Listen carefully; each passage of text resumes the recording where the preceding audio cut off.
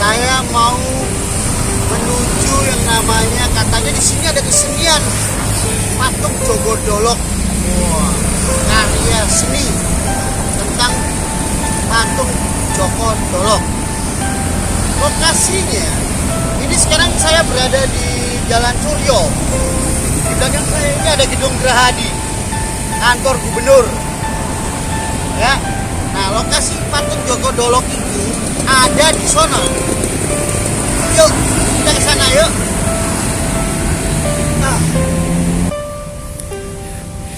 Nah, ini perjalanan menuju lokasi patung Jogodolok. Kita nyebrang dulu. Wah. Ini ngerekam. Oke, ini sudah mendekati. Di sebelahnya itu ada Pizza Hut. Wih. Di sini juga dulu ada Radio Susana. Nggak tahu sekarang kantornya udah tutup atau belum. Nah, ini lokasinya, guys.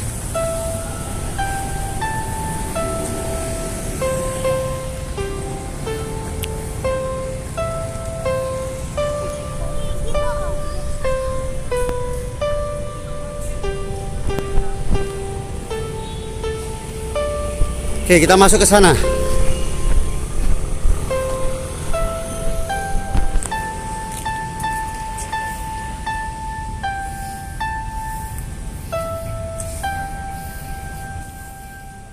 Selamat sore, saya Ludi. Saya Sabya. Saya Ludi. Mohon maaf mengganggu. Saya datang ke sini tujuannya mau bertanya-tanya tentang sekitar keberadaan patung Jogodolok secara singkat. Walaupun sebenarnya saya bisa dapetin informasi ini melalui Mbah Google, ya kan? Tapi buat saya lebih afdol kalau saya bertanya sama langsung pengurus di sekitar sini. Siapa sih sebenarnya beliau ini? Nah, monggo bisa dibantu. Ini ada hal yang memang harus kita khususkan. Makanya sosok beliau yang orang mengenalnya sebagai patung Jogodolok. Beliau ini perwujudan dari Prabu Kertanegara. Prabu Kertanegara, Raja Singasari. Beliau adalah Raja Singosari. Yang terakhir. Patung ini ditemukan di daerah Trawulan, tepatnya di kandang gajah. Pada waktu era kolonial, karena memang Belanda itu pada waktu datang, dia melihat ada, oh ini barang bernilai seni tinggi atau apapun yang mengenai budaya dan seni, angkut. Di antaranya patung perwujudan dari Prabu Kertanegara. Dibawalah dari Trawulan ke Surabaya. Rencananya mau dibawa ke Belanda. Pada waktu itu ditumpuklah di sebelah sekolah Trimurti. Tepatnya di yang sekarang jadi sekolah Trimurti. Oh ya, sampingnya Gerahadi itu. Samping Gerahadi ya. Oh betul. iya. Ditumpuk di sana bersama dengan barang-barang. Pada waktu itu memang sudah dijadwalkan untuk dibawa pergi ke Belanda. Di belakang sana dulu itu kan kapal memang bisa mendarat. Tempat perniagaan ya. Ya, di belakangnya Gerahadi dulu memang dermaga. Yang ini depannya Taman Budaya. Ya, Angkatan Laut itu. Ya, Angkatan Laut itu loh. Oh ya ya. Itu belakangnya Gerahadi. Ketabang kali dekat sudah. Ya, Ketabang Kali itu. Kalau dulu kan depannya bukan di sini, malah yang di belakang. Nah, sudah 3 kali mau dibawa pergi ke sana, halangannya selalu ada, dari mulai kapalnya yang rusak, ABK-nya yang sakit dan halangan yang lain, sehingga patung ini tertinggal di sini. Yang lainnya sempat Ke Belanda. ke Belanda. Setelah ditumbuh di sana, terus sesudah era kolonial selesai, dibawa ke sini. Waktu itu tempat ini masih berserakan juga, bangunan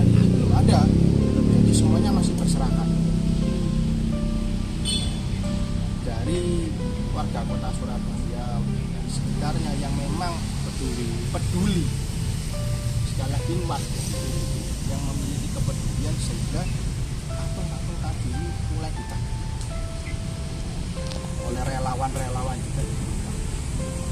Juga ada donatur yang bisa menjadi bisa nanti disini. Ini seperti apa? Jadilah seperti sekarang ini. Usianya sendiri berada di sini berapa tahun? Kalau usia di sini ya mulai dari sesudah era kolonial sudah ditumpuk di sini. Ya, kira-kira tahun 19-an atau 18? Ini ditemukan tahun 1018. Nah, 18.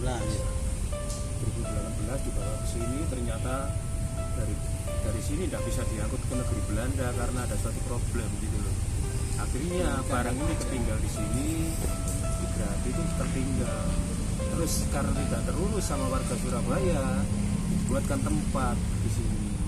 Jadi lebih tepatnya tahun 1800-an ya. 1800-an.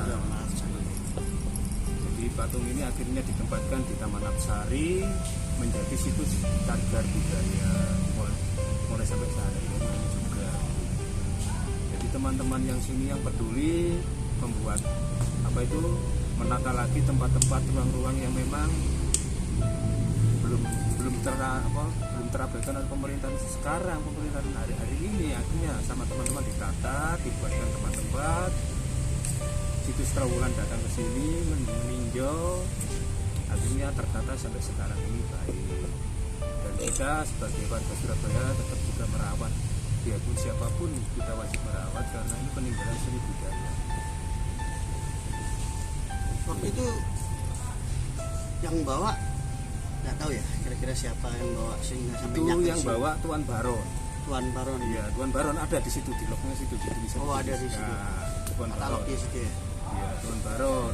Rencananya kan mau dibawa ke Belanda sama Tuan Baron, ternyata karena ada problem itu tidak bisa. Berarti ini sebenarnya karya asli Nusantara ini. Ini karya asli Atau- seorang empu dari Singasari, tepatnya Empu Mada. Iya, di situ dituliskan ada perjanjian Warawuri. Di situs artefak itu ada perjanjian tulisan Warawuri. Ditemukan di kandang gajah Trawulan.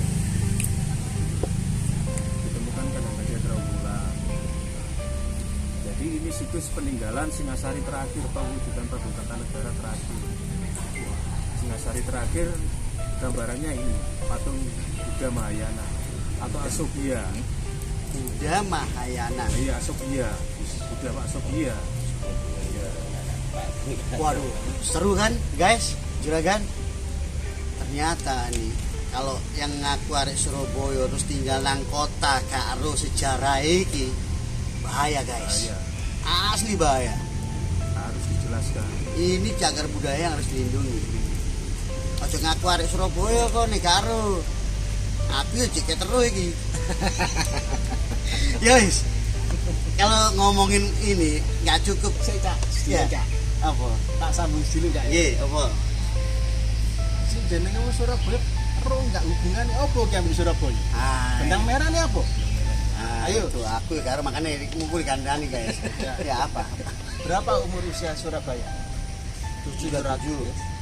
702 7. 27. Acuannya apa? Saya mau tanya. Setelah Jare wong Surabaya setelah merdeka, ya setelah dinyatakan kota Surabaya merdeka, baru lahir kota Surabaya kan. mana merdekanya 1945. Itu kan Indonesia. Itu Indonesia. Jadi lebih dulu Surabaya Lebih dulu yang mana berarti? merdeka. Ya lebih dulu Surabaya tetap. Acuannya apa? Makanya saya tanya. Hah? Acuannya apa? Acuannya. Maksudnya begini. Titiknya awalnya tadi. Tanda sebuah kota kok bisa 702. ketemu Angka itu dari mana? kelahirannya itu. Kelahiran tadi itu. Ya, itu dari mana Dari mana acuannya? acuannya? Dari pertama Titik awalnya ditemukannya kota ini atau apa? Apa? Oh itu. Saya nggak mau tahu atau sok tahu, lebih baik dikasih tahu daripada nanti salah kaprah ya nggak guys. Iya, iya. Kadang-kadang nanti kalau sok tahu bahaya ini nanti, wah ini Mas Rudi sok tahu nih ya, mendingan dikasih tahu aja. Menariknya kan di situ kan. Nah, khusus untuk warga kota Surabaya harus tahu. Ditarik ke belakang ya 727 dari tahun yang sekarang ini, yaitulah Singosari.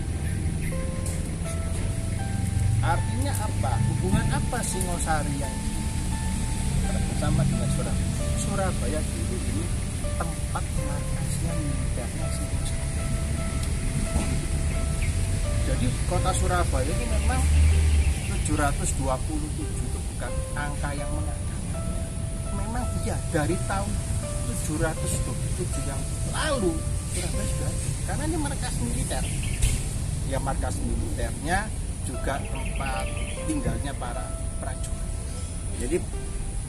Jadi kota ini sudah eksis dari waktu itu. Disebut Surabaya itu pada saat tanggal kemarin tuh ya bulan Juni. Kemarin ulang tahun Surabaya tanggal berapa sih guys? 31 Mei. 31 Mei. Berarti 31 Mei pada saat 727 tahun yang lalu itu baru tercetus yang namanya Surabaya kota. Ya. Atau belum? Enggak, maksudnya ini ditariknya angka kelahiran 727 ini berasal dari terakhir Singasari. Dengan Prabunya ketika kita berbicara tentang kelahiran itu kan berarti Kerajaan Singasari terakhir itu sekitar beliau adalah Prabu Kertanegara. Ini adalah raja terakhir Singosari. berarti usianya secara nggak langsung 727. Betul. Maksudnya ditarik dari Prabu Kertanegaranya. Cerdas saya. Hebat. Soalnya saya sedikit tahu tentang Surabaya ini. Dulu kalau mau tarik lagi pada tahun sebelum Masehi, kota Surabaya ini ada terbentuknya karena letusan Gunung Kelut. Dulunya ini banyak sungai, banyak rawa, terbagi banyak sungai. Ini setelah saya baca tentang buku Javanis. Ya, Javanis itu terbentuknya Surabaya itu kan dari letusan Gunung Kelut yang berkali-kali, guys. Bisa dicek kok di Google atau kalau nggak cari di Gramedia bukunya tentang Java. Ada ngomongin Surabaya. Dari sebelum Masehi itu Gunung Kelut udah sering meletus. Tadinya ini belum jadi daratan, masih banyak sungai, banyak rawa, banyak laut. Nggak tahu, pasti di atasnya 727. Sedikit aja. jadi warga Surabaya berhutang budi besar ya sama beliau ya, Prabu Kertanegara ya. Bener ya? Sama Gunung Kelut sebenarnya. Nah, kalau nggak ada Gunung Kelut, nggak mungkin jadi daratan Surabaya. Jadi nama Surabaya itu kan kita ambil dari ujung galuh. Dulunya kan ujung galuh. Jadi belum ada kata-kata Panjalu Surabaya. terbaginya dua kerajaan dari Galuh. Panjalu dan Ujung Galuh.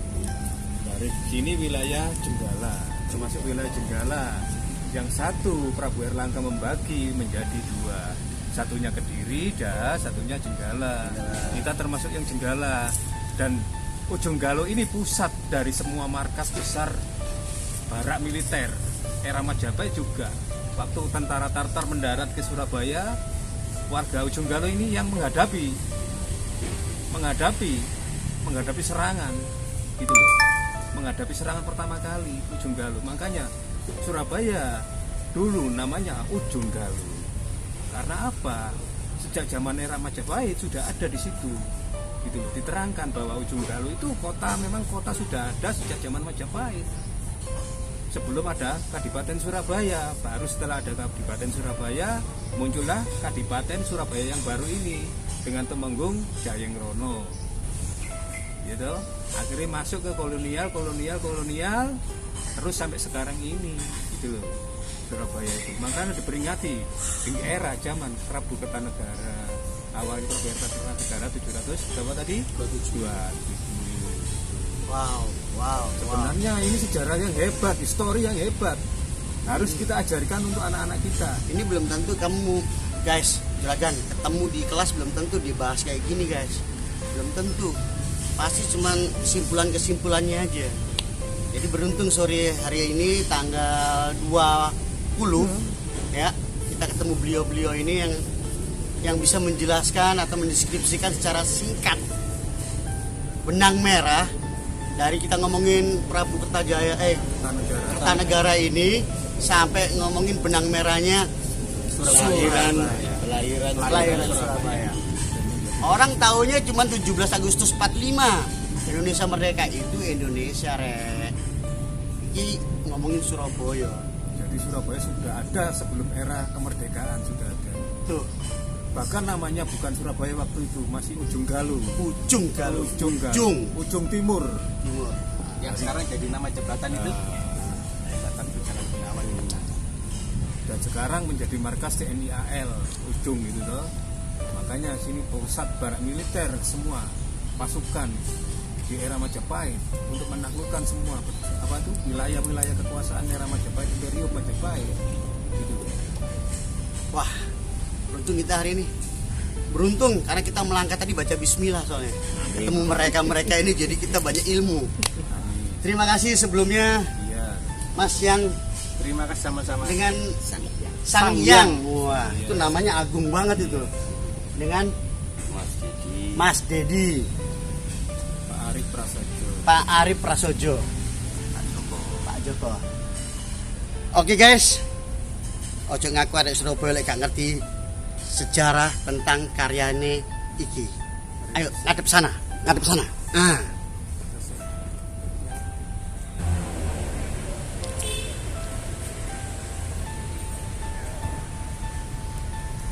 Pemerintah harus benar-benar memperhatikan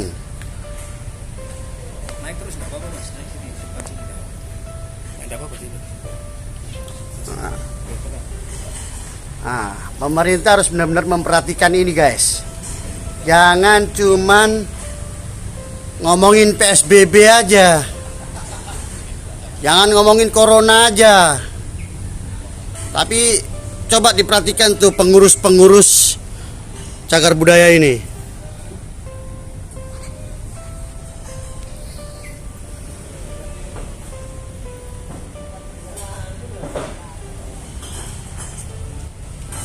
Terang nggak? Oke, juragan, guys, juragan.